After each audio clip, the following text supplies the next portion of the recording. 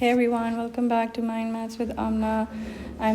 Today I'm going to continue solving the practice questions given in this Statistics 1 study guide given by University of London for their EMFSS program. Okay, question number 10 says, of all the candles produced by a company, 0.01% do not have wicks, the core piece of string. The retailer buys 1,000 candles from the company. What is the probability that all candles have wicks? Okay, so let's denote a random variable as the number of candles without wicks. Okay, so in the first question, what is the probability that all of the candles have wicks? That means the number of candles without wicks is just a 0. And therefore, that means that there's a, remember, if there was the probability of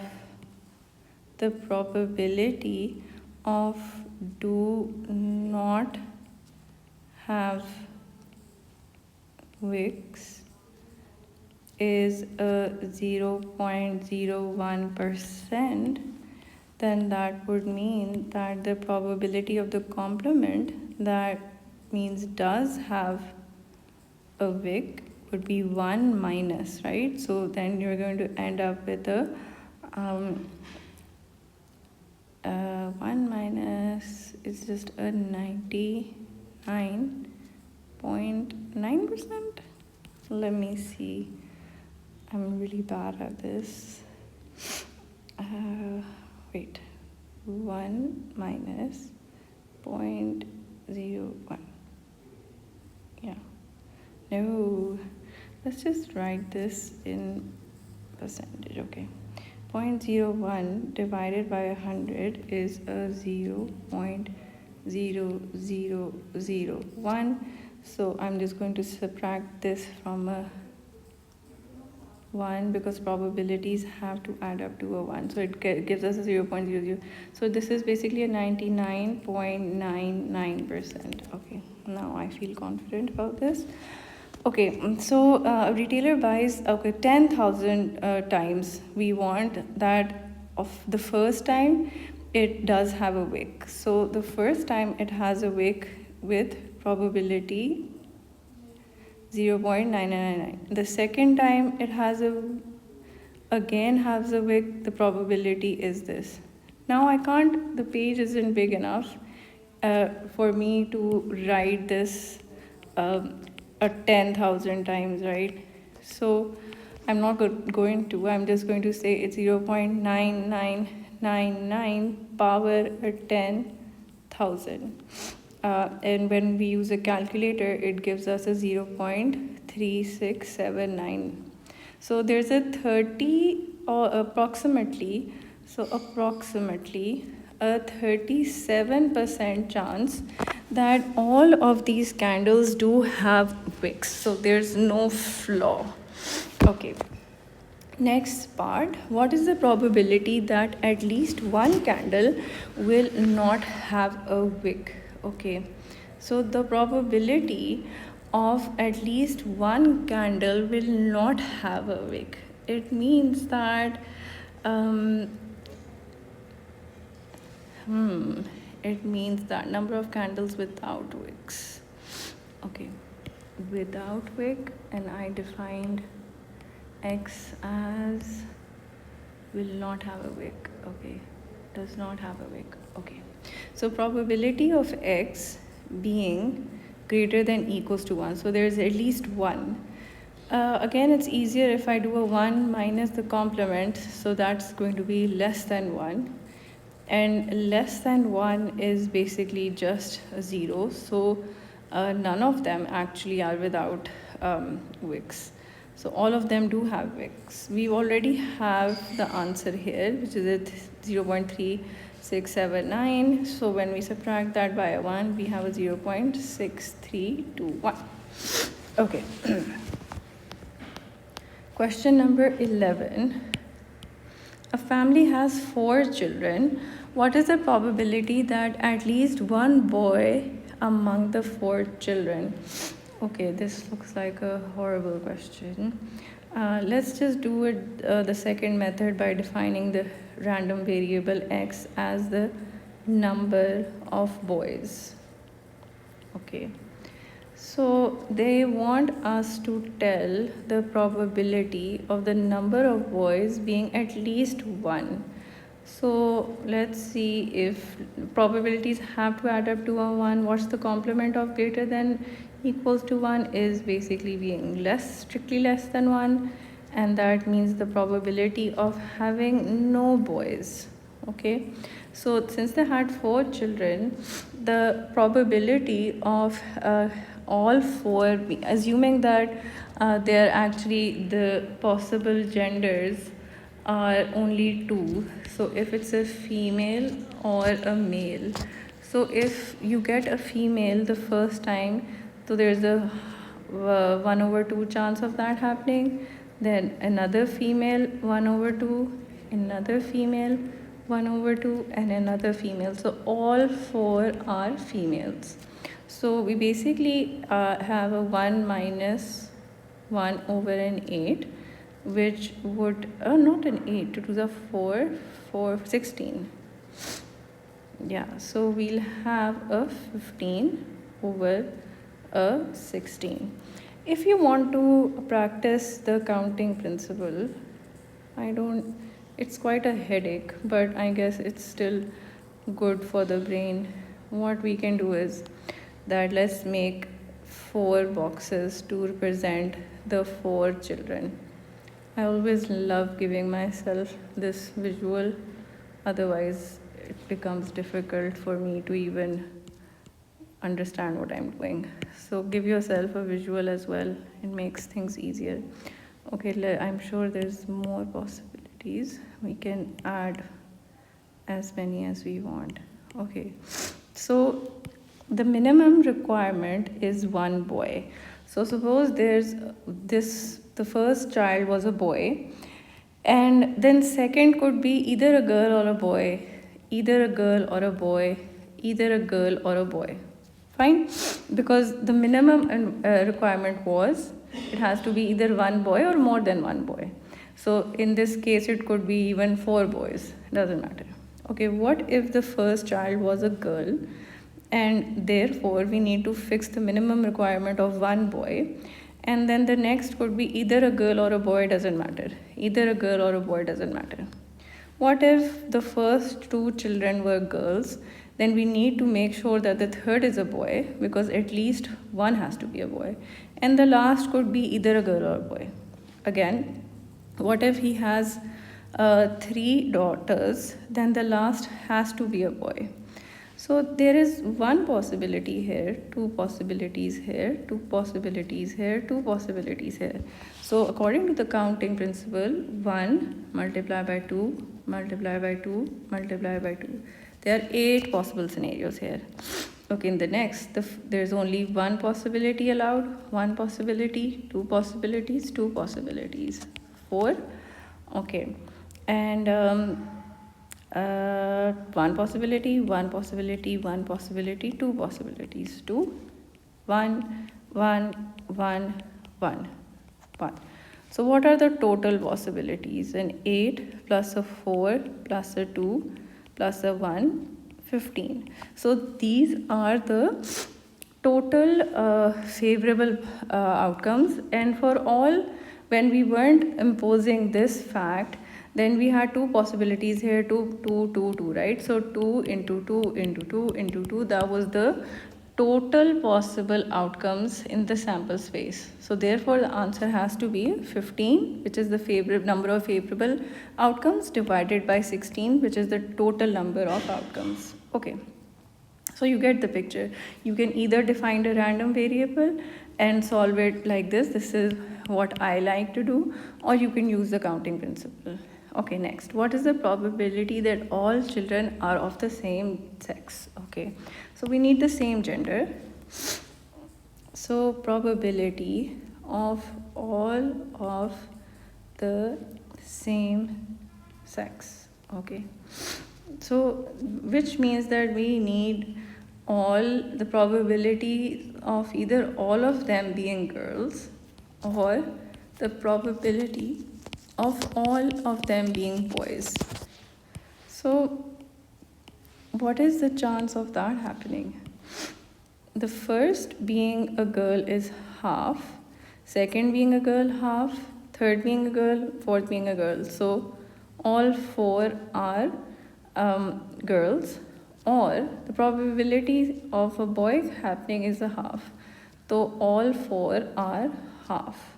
So we have a 1 over a 16 plus a 1 over a 16, which is basically a 2 over a 16. So the chances of either all boys or all girls is a 1 by 8. Okay, so far so good. Next question. Calculate the probabilities of the following events. 5 independent tosses of a fair coin. So tosses are independent and we have a fair coin. So that means that the probability of a head or a tail is just a half, right? So we want to find the probabilities of a head, tail, head. The probability of a head is a half.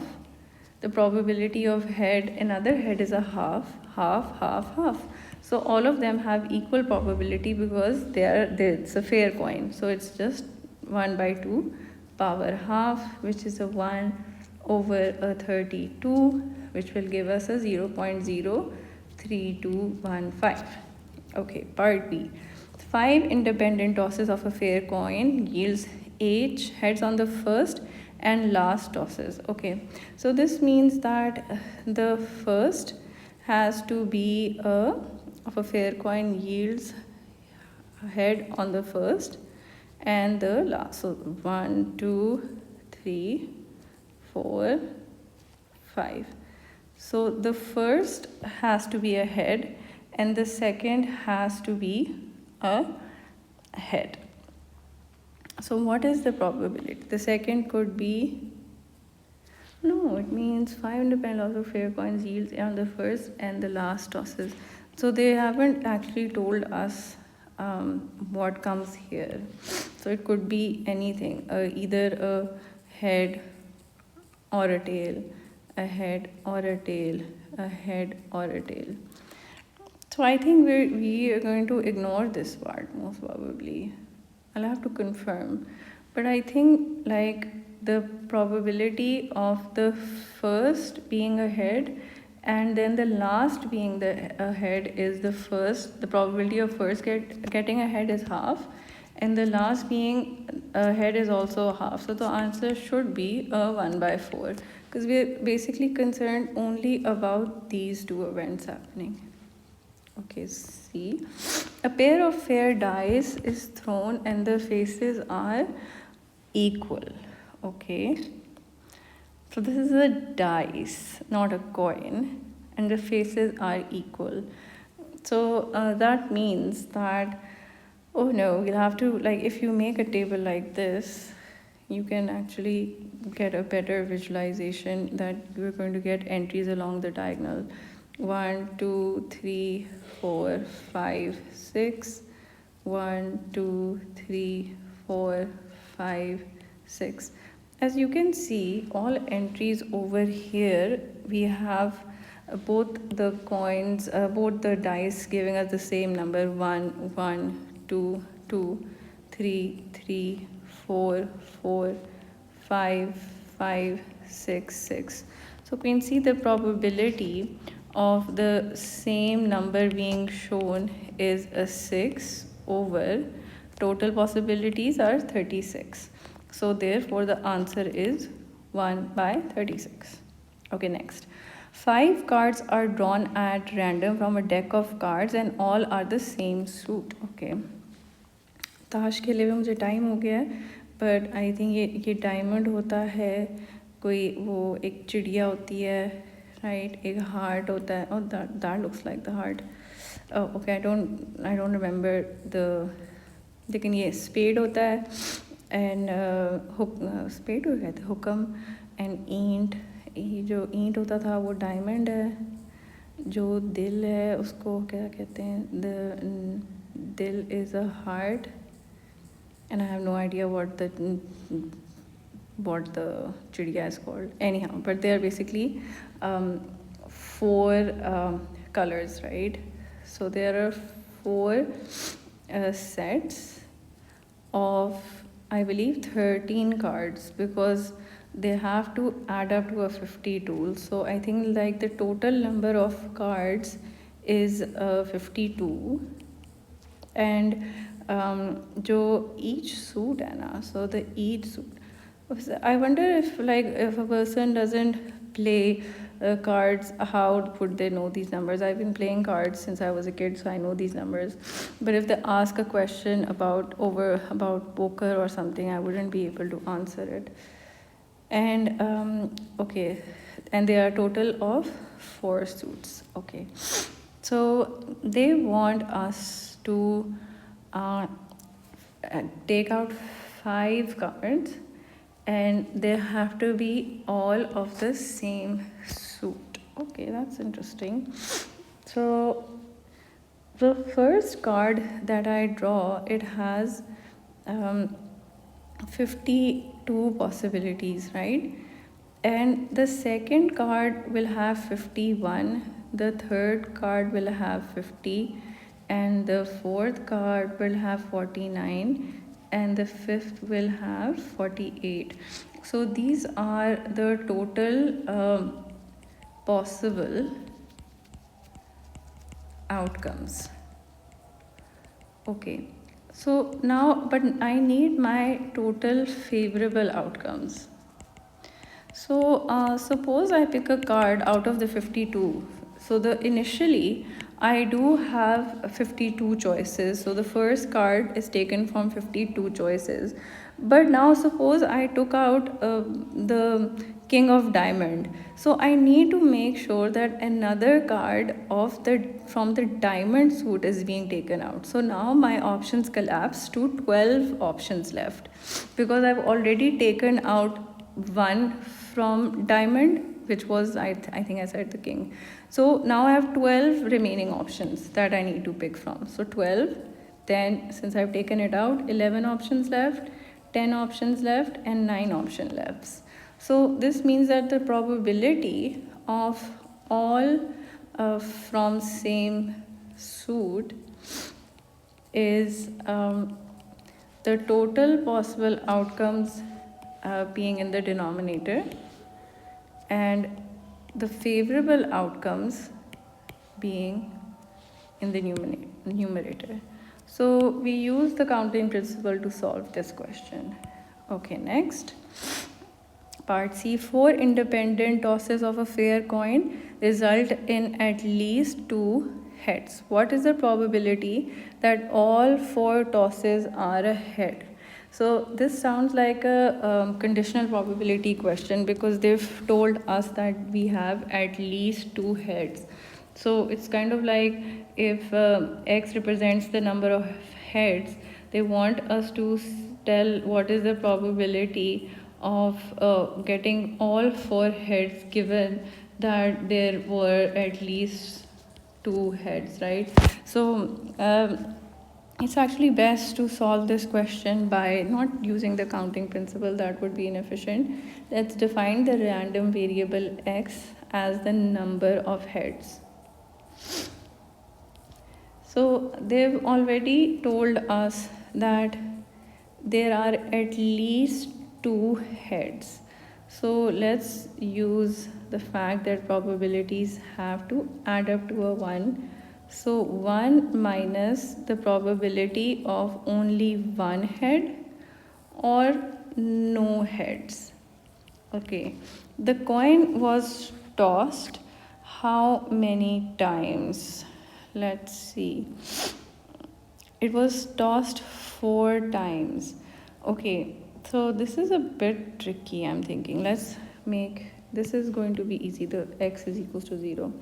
So there not being any heads would mean that the first one is a tail, Yeah, right. It's the first one is a tail, the second one is a tail, the third one is a tail, and the fourth one is a tail. So we have a 1/16. So this is sort of like tail, tail, tail, tail. But when it says the probability of there being one head, so now what I'm thinking is that we could have a head, tail, tail, tail, or a tail, head, tail, tail, or a tail, tail, head, tail, or a tail, tail, tail, head, right? So what else? So I think there are these four options then here.